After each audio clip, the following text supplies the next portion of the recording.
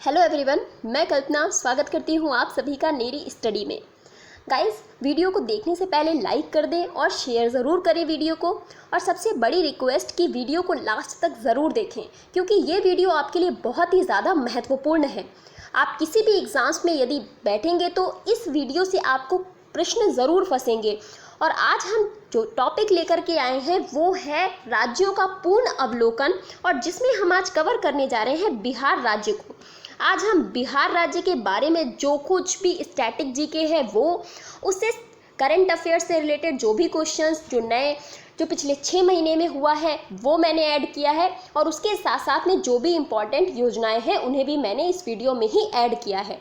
तो ये वीडियो आपके लिए बहुत महत्वपूर्ण है, आप इसे लास्ट तक ज़रूर देखें। स्टार्ट करते हैं हमारा आज का सेशन, जिसमें आज हम कवर करने जा रहे हैं बिहार राज्य को। बिहार की बात करें तो इसकी राजधानी है पटना, और इसके साथ साथ अगर इसके गठन की बात करें तो 22 मार्च 1912 को बिहार राज्य का गठन हुआ था।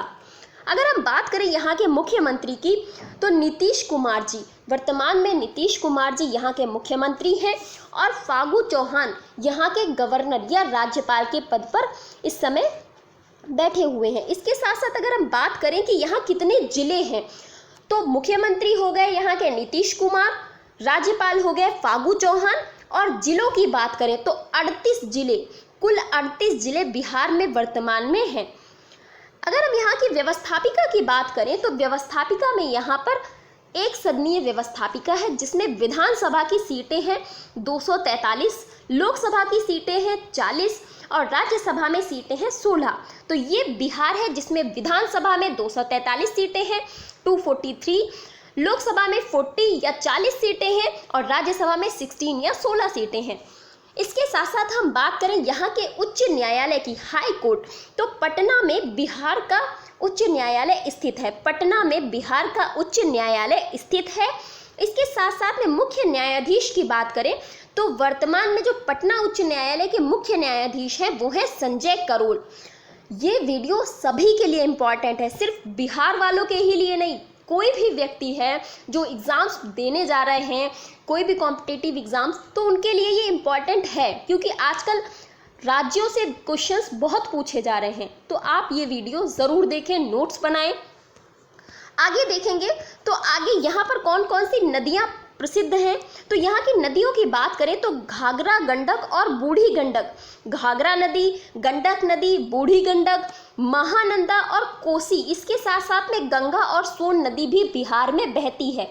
गंगा और सोन नदी भी बिहार में बहती है, और कोसी नदी भी बिहार में बहती है। महानंदा बिहार में बहती है। बूढ़ी गंडक, गंडक और घाघरा नदी, ये नदियाँ बिहार की नदियाँ कही जाती हैं। इसके साथ साथ बांधों की बात करते हैं। वैसे तो यहाँ पर कई सारे बांध हैं, लेकिन लगभग बहुत सारे बांध ऐसे हैं जिनका नाम उन्हीं नदियों के नाम पर रखा गया है, परंतु हम यहाँ पर वो बांध पढ़ेंगे जिनका नाम उनकी नदियों के नाम पर नहीं है, अलग है। तो बरनार बांध कौन सी नदी पर स्थित है? बरनार बांध स्थित है जमुई नदी पर। ये बिहार में बहती है जमुई नदी, जो कि जिस पर स्थित है बरनार बांध। भासकुंड बांध की बात करें तो ये भासकुंड नदी पर है। गाय घाट बांध की बात करें तो ये मुंगेर नदी पर है। और ये जितने भी बांध मैंने ऐड किए हैं ये परीक्षाओं में पूछे गए हैं, तो ये परीक्षा की दृष्टि से आपके लिए इम्पॉर्टेंट है। फुलवरिया बांध की बात करें तो ये तिलैया नदी पर है, और सिंधवारनी बांध की बात करें तो ये मान नदी पर है। सिंधवारनी बांध मान नदी पर स्थित है। तो ये बांध आपको एज इट इज़ याद करने पड़ेंगे। आगे हम चलते हैं तो त्योहारों की बात कर लेते हैं कि बिहार में कौन कौन से त्योहार मनाए जाते हैं। तो ये कुछ प्रसिद्ध त्योहार हैं, जैसे राजगीर डांस फेस्टिवल। ये राजगीर, पहली बात तो राजगीर बिहार में ही स्थित है, तो यहीं से आपको क्लियर हो गया कि राजगीर जो डांस फेस्टिवल है वो कहाँ मनाया जाता है, वो बिहार में मनाया जाता है। इसके साथ साथ छठ पूजा, बिहार का सबसे बड़ा उत्सव, कि आप ये देखेंगे जितने भी बिहार में लोग हैं छठ पूजा को बहुत ही हर्षोल्लास से मनाते हैं। तो छठ पूजा बिहार का बहुत बड़ा उत्सव है। इसके साथ साथ में एक बिहुल नाम का भी उत्सव बिहार में मनाया जाता है। तो ये कुछ बिहार के त्योहार थे या उत्सव थे जो बिहार में मनाए जाते हैं। आगे हम बात करेंगे यहाँ के लोक नृत्य के बारे में कि कौन से वो लोक नृत्य हैं जो यहाँ के लोग सेलिब्रेट करते हैं या लोक नृत्य यहाँ पर प्रचलित हैं। तो जाट जाटिन नाम का लोक नृत्य बिहार में बहुत ही प्रचलित है। ये पति पत्नी के द्वारा किया जाने वाला नृत्य है। इसके साथ साथ में झुमेरी नृत्य, झिझियान नृत्य, झुमेरी नृत्य, झिझियान नृत्य, कजरी नृत्य। तो कजरी बहुत पूछा जाता है। ये कजरी नृत्य जो है ये बहुत ही इंपॉर्टेंट है। तो कजरी नृत्य कहाँ का है? बिहार का है, विदेशिया बिहार का है। और इसके साथ साथ में सोहर खिलौना नृत्य, सोहर खिलौना नृत्य ये बच्चे के जन्म के समय किया जाने वाला नृत्य है और बिहार में किया जाता है। तो ये कुछ बिहार के नृत्य हैं जो बहुत ही ज़्यादा प्रसिद्ध हैं। जाट जाटिन, झुमेरी, झिझियान, कजरी, विदेशिया, सोहर खिलौना नृत्य, ये 6 नृत्य हैं जो बिहार में बहुत ही ज़्यादा प्रसिद्ध हैं। इसके बाद हम बात करेंगे बिहार के जो राजकीय चिन्ह हैं। तो राजकीय चिन्ह में पशु की बात करें तो यहाँ पर मिथुन या गौर, ये एक प्रकार का भैंसा होता है। तो ये जंगली भैंसा टाइप का होता है।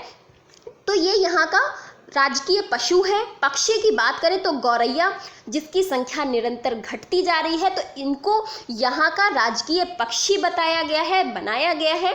राजकीय पुष्प की बात करें तो कचनार का फूल यहाँ का राजकीय पुष्प है। और वृक्ष की बात करें तो पीपल का पेड़, पीपल का पेड़ यहाँ का राजकीय वृक्ष है। आगे हम बात करेंगे तो आप लोगों के लिए सबसे सरल चीज़ नेशनल पार्क। और खुशी की बात कि यहाँ पर केवल और केवल एक नेशनल पार्क है जिसका नाम है वाल्मीकि नेशनल पार्क।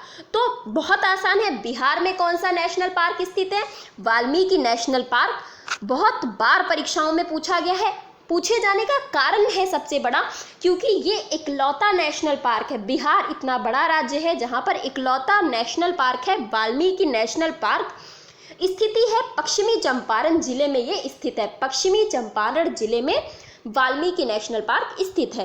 तो अब आप भूलेंगे नहीं। आगे हम देखेंगे वन्य जीव अभयारण्य। तो यहाँ पर कई सारे वन्य जीव अभयारण्य हैं जिनमें जो फेमस है वो है भीमबंध वन्य जीव अभयारण्य, भीमबंध वन्य जीव अभयारण्य जो कि मुंगेर जिले में स्थित है। गौतम बुद्ध पक्षी विहार, गौतम बुद्ध पक्षी विहार, गौतम बुद्ध जी से आप तात्पर्य लगा लेंगे पक्षी विहार, तो गौतम बुद्ध पक्षी विहार गया में स्थित है। नागी बांध, नागी बांध वन्य जीव अभयारण्य जमुई में स्थित है। जमुई जिले में नागी बांध वन्य जीव अभयारण्य स्थित है। इसके साथ साथ में कंवर झील वन्य जीव अभयारण्य बेगूसराय में स्थित है। कंवर झील वन्य जीव अभयारण्य बेगूसराय, बिहार का एक बहुत ही प्रसिद्ध जिला बेगूसराय यहाँ पर स्थित है। कैमूर वन्यजीव अभयारण्य रोहतास में स्थित है। कैमूर वन्यजीव अभयारण्य रोहतास में स्थित है। इसके साथ साथ में नकटी डैम वन्यजीव अभयारण्य जमुई में स्थित है। उदयपुर वन्यजीव अभयारण्य पश्चिमी चंपारण में स्थित है। और इसके साथ साथ में इस समय का बहुत ही ज़्यादा फेमस विक्रमशिला डॉल्फिन वन्यजीव अभयारण्य, ये बहुत ही ज़्यादा प्रसिद्ध है और इस समय का परीक्षा की दृष्टि से बहुत ही फेमस इम्पॉर्टेंट है क्योंकि जब से डॉल्फिन की संख्या चंबल नदी में घटना प्रारंभ हुई है, निरंतर डॉल्फिन की संख्या जो है वो घट रही है, तो उसके बाद डॉल्फिन तो प्रसिद्ध हो ही गई कि लोगों के बीच चर्चा का केंद्र बन गई। और उसके साथ साथ में ये भारत का एकमात्र डॉल्फिन अभयारण्य ये भी चर्चा का विषय बन गया जो कि भागलपुर बिहार में स्थित है। तो इसे आपको याद रखना है। इसके साथ साथ में बरेला झील सालिम अली पक्षी विहार, ये वैशाली में स्थित है। बरेला झील सालिम अली पक्षी विहार ये वैशाली में स्थित है। और कुशेश्वर स्थान पक्षी विहार दरभंगा में स्थित है।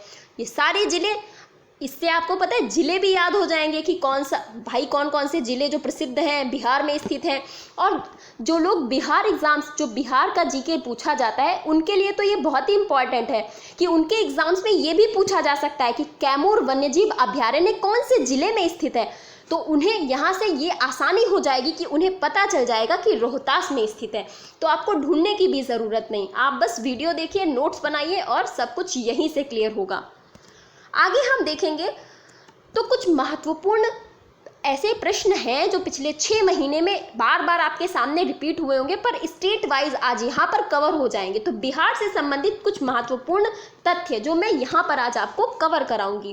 तो सबसे पहला कि श्री नरेंद्र मोदी जी ने श्री नरेंद्र मोदी जी और नेपाल के प्रधानमंत्री केपी शर्मा ओली जी ने भारत और नेपाल के मध्य जोगबनी, भारत और नेपाल के मध्य पड़ता है जोगबनी जो कि बिहार का भाग है, और विराटनगर नेपाल का भाग है। इन दोनों के मध्य में एक चेक पोस्ट का उद्घाटन किया है, और ये भारत और नेपाल के बीच कह रहे हैं सेकंड चेक पोस्ट का उद्घाटन किया गया है। तो श्री नरेंद्र मोदी जी और नेपाल के प्रधानमंत्री केपी शर्मा ओली जी ने भारत व नेपाल के मध्य जोगबनी जो कि बिहार में स्थित है और विराटनगर जो कि नेपाल में स्थित है, इनके मध्य में सेकंड चेक पोस्ट का उद्घाटन किया है। तो ये बहुत इंपॉर्टेंट क्वेश्चन है, एग्जाम्स में पूछा जा सकता है। एग्जाम्स में ऐसे भी पूछा जा सकता है कि जोगबनी कहाँ स्थित है या विराटनगर कहाँ स्थित है, इस तरीके से आपसे पूछा जा सकता है।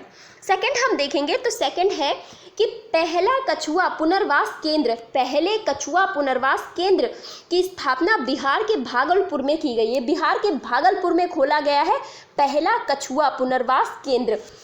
थर्ड वॉज प्यार का पौधा नामक कैंपेन का प्रारंभ बिहार सरकार द्वारा किया गया है। प्यार का पौधा, तो ये वृक्षारोपण से संबंधित एक कार्यक्रम है, क्योंकि जिस प्रकार से आप देख रहे हैं पर्यावरण प्रदूषण फैल रहा है, वृक्षारोपण बहुत ही ज़्यादा ज़रूरी है।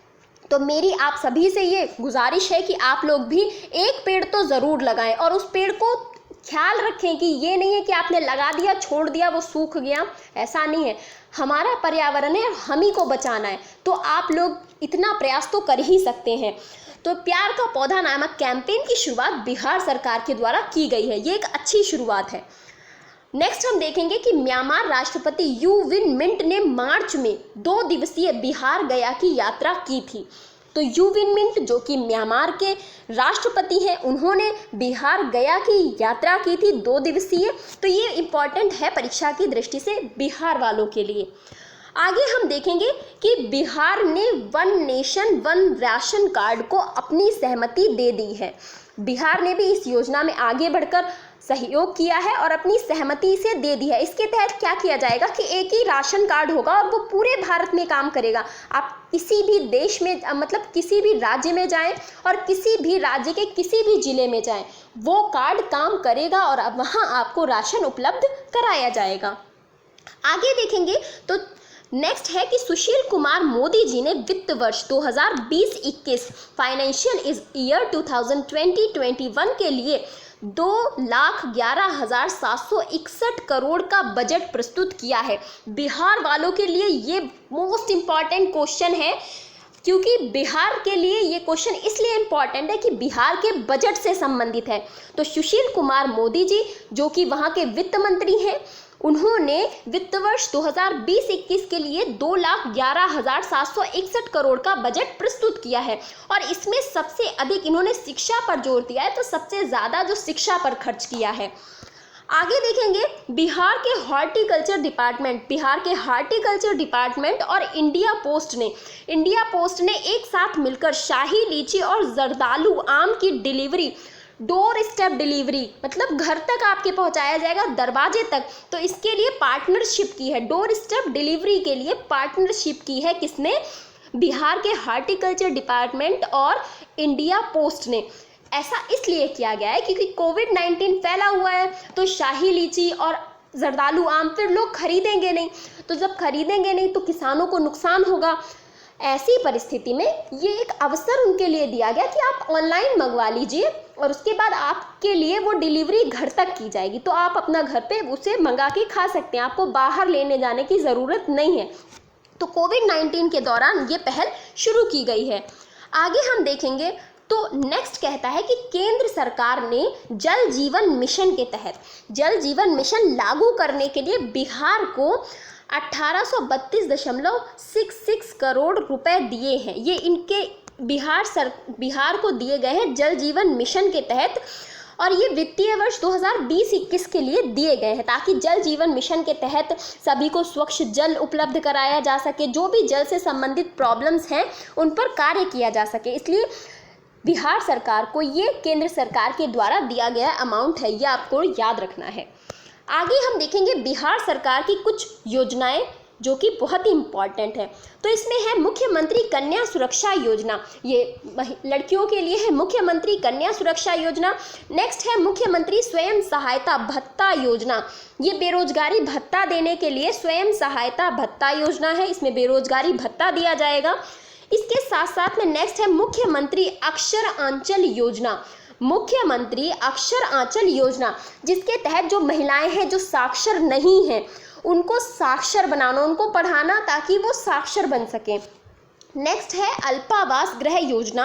अल्पावास गृह योजना में क्या है कि जो महिलाएं हैं जिनका शोषण हुआ है उन महिलाओं की सुरक्षा के लिए उनके लिए एक आवास की व्यवस्था करना, इस तरीके की ये योजना अल्पावास गृह योजना बनाई गई है। नेक्स्ट है हुनर योजना। इसके बाद है ममता कार्यक्रम, ये ममता कार्यक्रम रिलेटेड है महिलाओं से, ये भी महिलाओं से ही रिलेटेड है। इसके बाद है ज्ञान ज्योति कार्यक्रम, ये शिक्षा से संबंधित है ज्ञान ज्योति कार्यक्रम। तो ये कुछ महत्वपूर्ण योजनाएं हैं जो बिहार सरकार के द्वारा प्रारंभ की गई हैं। आगे हम देखेंगे कि 2 ऐप हैं जिनको स्टार्ट किया गया है कोविड-19 के दौरान बिहार सरकार के द्वारा। तो ये ऐप है, एक तो गरूर ऐप है, ये बिहार सरकार का ऐप है, और दूसरा है कोरोना सहायता ऐप। तो ये बिहार सरकार के द्वारा प्रारंभ किए गए ऐप हैं। ये था आज का हमारा सेशन जिसमें मैंने बिहार राज्य के जितने भी इम्पॉर्टेंट तथ्य थे सारे के सारे कवर कराए हैं। जो एग्ज़ाम्स पॉइंट ऑफ व्यू से इम्पॉर्टेंट लगता है मुझे, मैं सारा ऐड करती हूँ। तो आप लोग बस वीडियो को शेयर किया करिए, लाइक किया करिए और पूरा तो ज़रूर देखा करिए। कैसा लगा आप कमेंट बॉक्स में मुझे ज़रूर बताइएगा। Thank you so much.